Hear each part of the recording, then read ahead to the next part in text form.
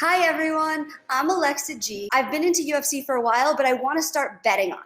So I need some more information. I want to talk to Diego Lopez, MMA trainer and stand-up comedian. And then I'm going to get some help from Joel Wachowski.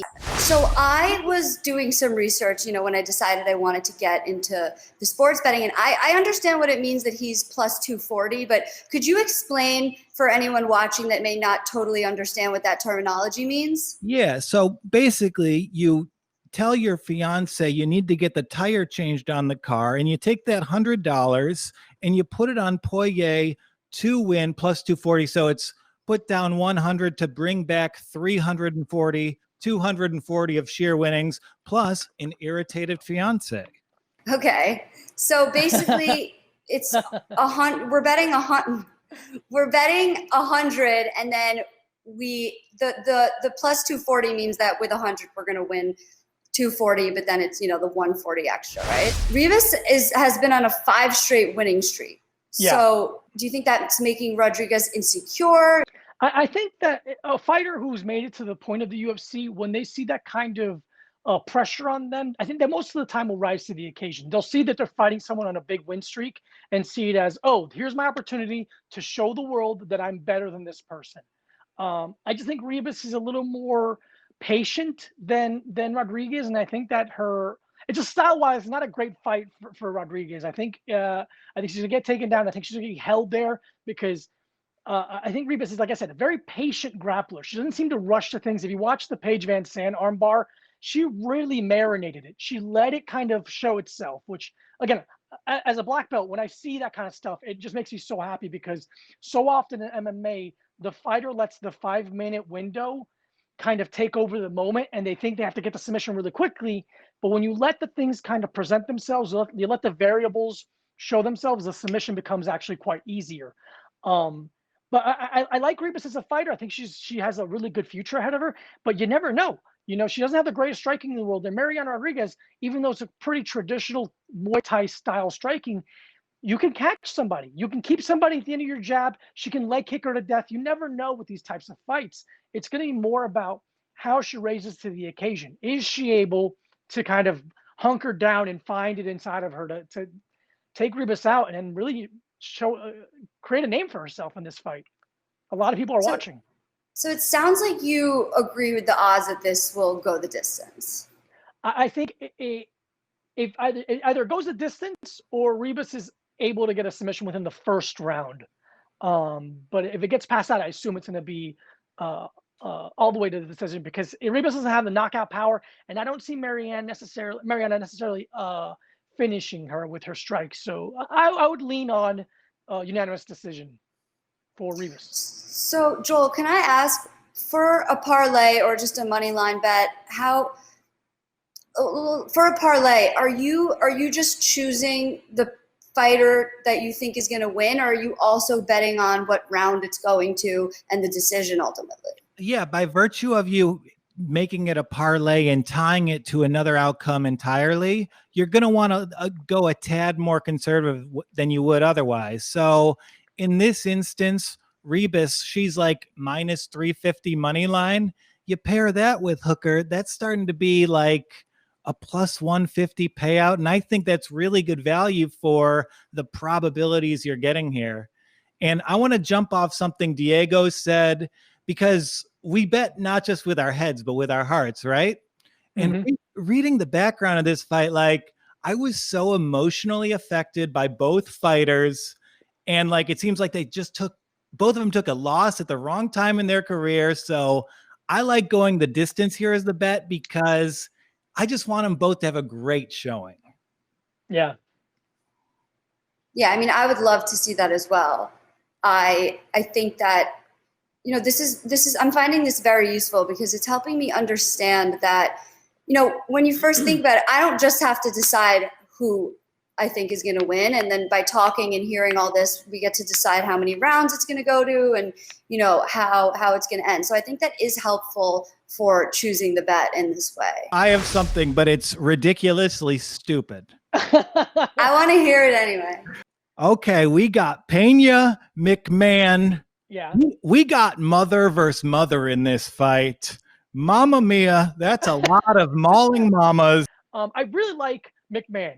I think whenever we have such a high level caliber wrestler in the UFC, it's always so cool to see not only them fight, but their preparation for the fight, watching the embedded, watching her mentality, watching her warm up in the airplane. Like they're at a different level mentally. There's no other athlete in this world that is so tuned in to not only their body, but the circumstances that they're about to fight in. I'm a huge fan of her. I wish she would have had a better shot when she fought Rousey to show off her skills, because I think after that fight, no one's really been talking about her. And I understand she took a long break, but I'm a huge fan of McMahon. I really want to watch her have a good showing because they're both really strong fighters. So hopefully that one's a really good one, but I'm leaning towards McMahon in that fight. You know, I sometimes have trouble separating facts from emotions as well, because I agree. I would love to see that, and that makes me want to choose her. But you know, sometimes when I bet on horse racing, I choose the horses by the name and the color that they're wearing. Yeah. And by the way, sometimes it works out. You know, sometimes it is just about the feeling and the emotions involved. So yeah, I like that. I like her. I'm looking forward to seeing that as well.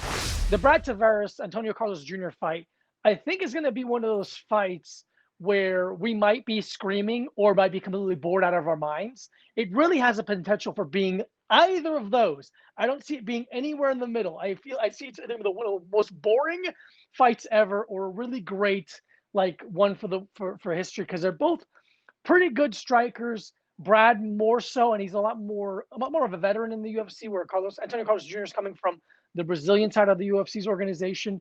Had some fights, but again, way better of a grappler than Brad Tavares is. So it's one of those classic stylistic matchups that it could be this person trying to avoid this person's strength the whole time, and but they're big guys. Whenever you have guys that big and not athletic, anything can happen within a second. So I'm gonna keep my eye. I'm not gonna get a snack for that one. I'll say that. I'll stay in my chair for that fight.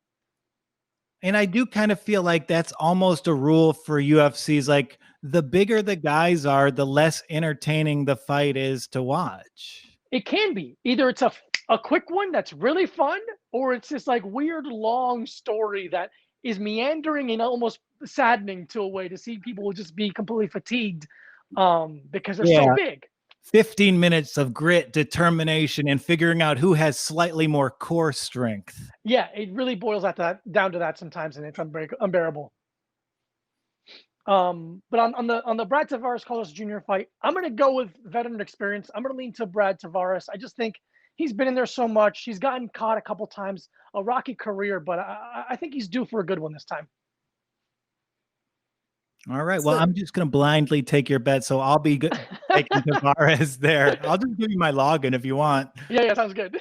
Obviously, we like when the fights are better and longer and, you know, they go the distance, and depending on, like you said, the large or the small, it's interesting to see they put so much work into it, and sometimes they end so quickly, which just brings me back to thinking about, you know, the main fight and how I would love to see this go to the deep end. I mean, I want to see the suffering, but Conor thinks he's knocking him out in 60 seconds. So, which is funny because I watched the press conference this morning, and he went both sided. He covered his bases, which Conor does a lot, and people give him credit for calling his shots, where he's like, I'm gonna win in 60 seconds, but also I might want to do all five. It's like, well, that's not, you can't call both.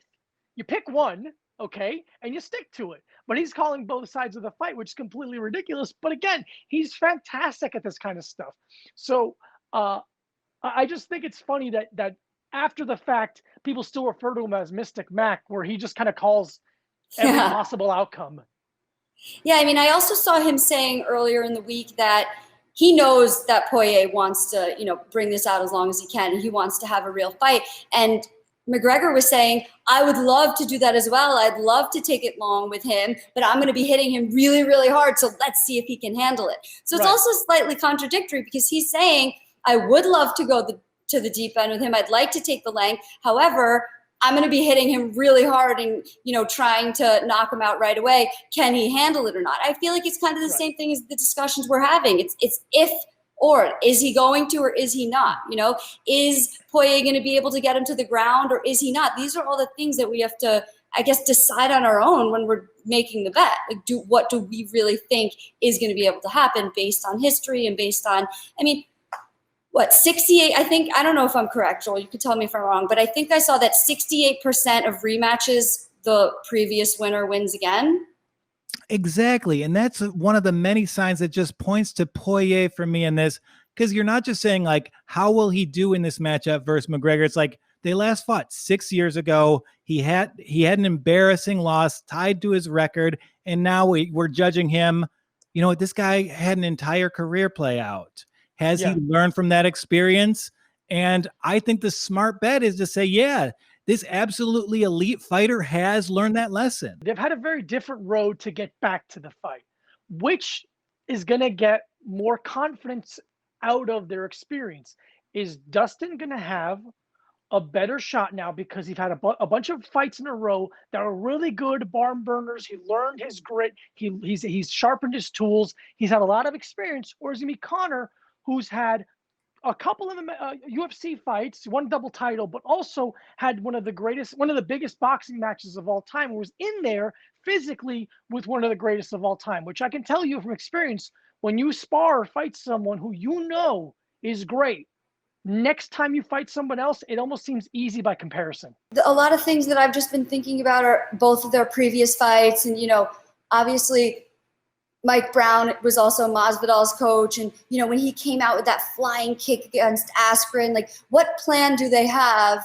What plan does Mike Brown and Poirier have for McGregor? And then how is McGregor going to come out hot? Like, is he going to come out like he did at Cerrone? And I think all those questions are the ones that have mainly been on my mind, but then it just ultimately comes down to the bet. And that's why we're all here. And, what is the right bet to make here? So we have a question here. What is the last moment I have to place a bet on any fight, and when are the books closed? And will there be any live betting going on? What's the answer to that, Joel? When is the last moment you have to place a bet? Later than you think. You think the main event's going to be on at 11:30. It's never on at 11:30. You're going to be placing your last bet at like 2:30 a.m. on Sunday. So you have until what? It starts? Yeah, because you can live bet it during it. And if you see something you like during the match, they put out adjusted lines after each round. So if you're big on Poirier and you're like, oh, he doesn't have it tonight, you can pull yourself right out of it after round one. And like, maybe this isn't great when you're backing an underdog like Poirier, but if I've kind of put out these hooker parlays, if Chandler comes out hot and you don't like the matchup, you hedge your way out of hooker and you avoid a little Saturday night disaster. Oh, that's interesting. I didn't realize that. So you really have to be paying attention, pulling them in, placing the bets, like as soon as you feel the intuition about that. Yeah, it is hard. I'm better analyzing than I am in real time. That human element that gets me, because when you hedge a bet, that's you admitting you might be wrong. That's not easy for any man. So what are we thinking then about rounds based on everything that we've said? Like, is he going to be able to go the distance? Is Poirier going to be able to take him the distance that he wants to? If he gets into the ground, does he then have a bigger chance than it seems? I mean, obviously he's the underdog, but Diego, it seems like you think that he's ready to go and he's ready to make this a legitimate fight. Oh, absolutely. I'm leaning towards Poirier. I think he has a lot more fire in him right now, where Dustin has a lot of things going on in his life. It's very difficult to maintain focus when you have all of these things pulling you to the sides. Given he's done a fantastic job with all that stuff going on. But I think if Dustin's willing to make this an MMA fight, if he's willing to mix in his wrestling into his striking, that's going to change everything. Because we all know, wrestling zaps power. Even if you are a kind of power puncher where Conor has that freak strength that can kind of come out at any moment, it will wean over time because of him having to use his defensive wrestling. So not only will he be able to eat up some of Conor's power, if you're making the fighter think about their wrestling, if they're making them think that shooting could be a possibility, they're less likely to throw constantly with a lot of power because as they throw, their upper body leans forward. It makes it easier to shoot underneath them and take them down. And again, Connor does not want to be on the bottom of Poirier. Poirier is a very good grappler, a very underrated grappler, in my opinion. He has submissions in the UFC. He's able to hold people down. Connor has gotten a lot better in his grappling in the last, 6 years, but I don't think he's up to par with Poirier's top game if he's able to get him there. And exactly that, because I don't mean to jump in here, but like at the end of the day, if McGregor wins, it helps his brand awareness. He stays in the limelight and it bolsters his legacy a little bit. This pushes Poirier into an entirely different category of fighter.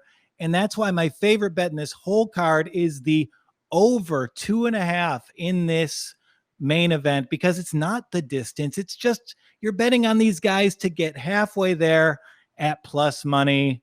That's smart.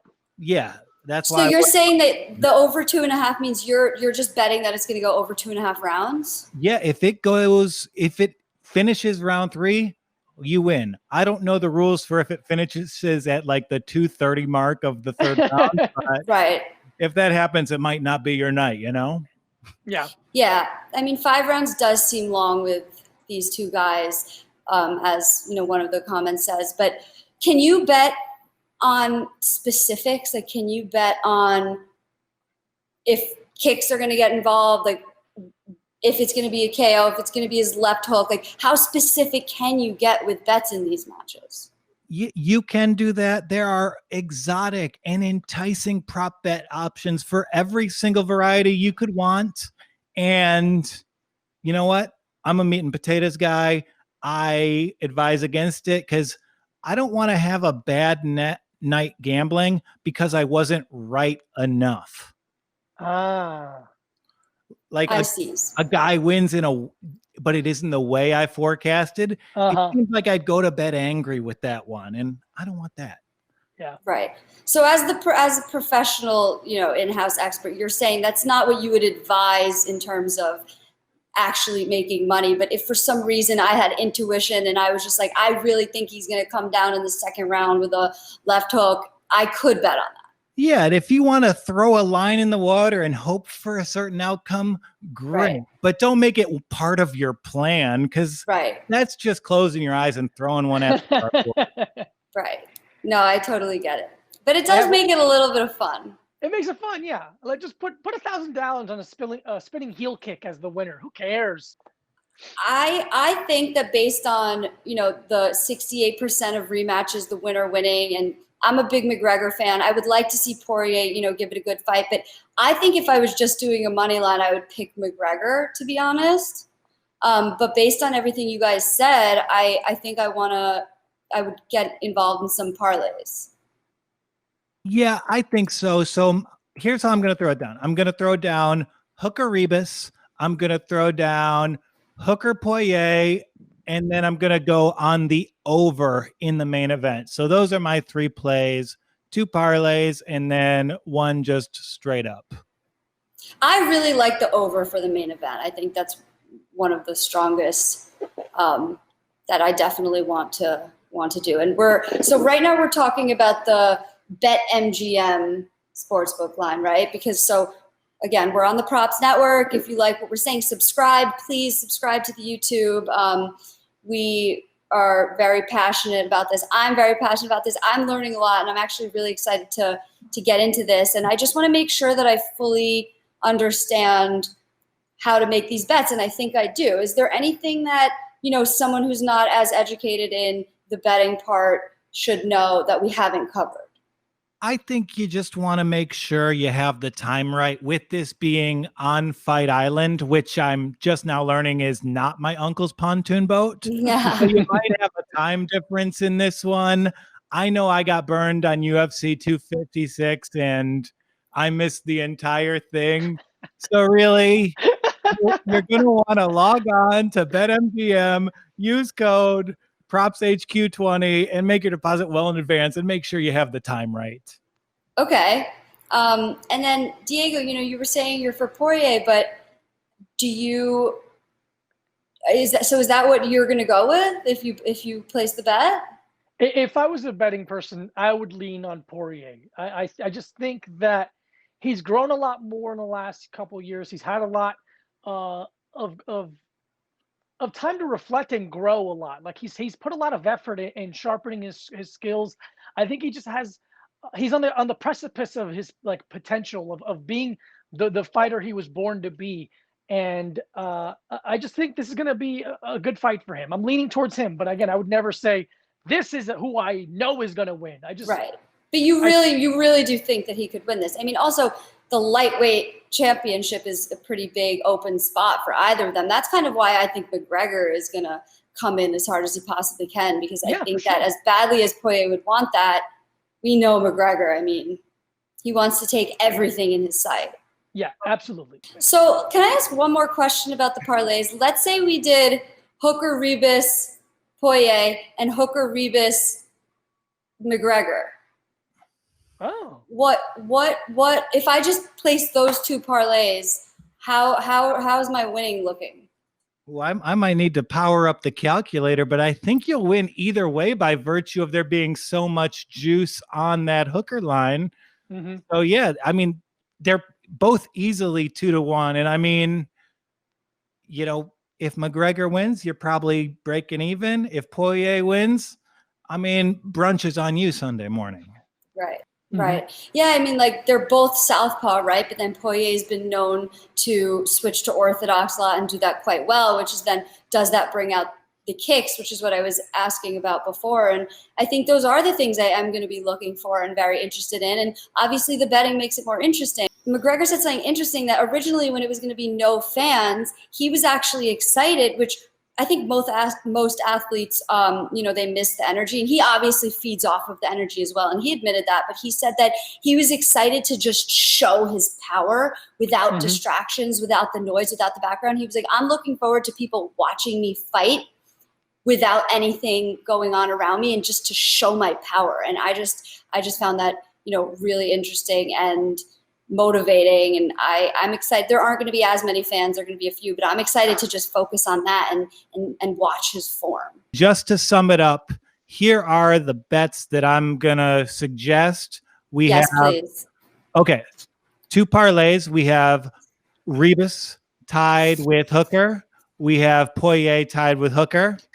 And then we have Poirier straight up and the over in Poirier. So that's what I like. Those are my best bets. Over is where I'm going to look to put my money. I like those bets. Those sound smart to me.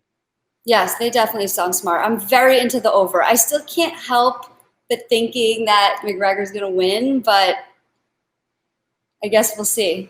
Yeah, it's hard. It's hard betting against Conor because he's done the impossible a couple times, and he's made people look stupid who shouldn't have a couple of times. So when you try to bet against someone like that, it always kind of it's difficult. It's hard to commit to it because you're like, well, who knows? He's done. Yeah. That's why I really like the over. I think that's my favorite bet of this whole discussion for sure. I agree. All right. Thank you guys so much. I look forward to seeing how this turns out. Hell yeah.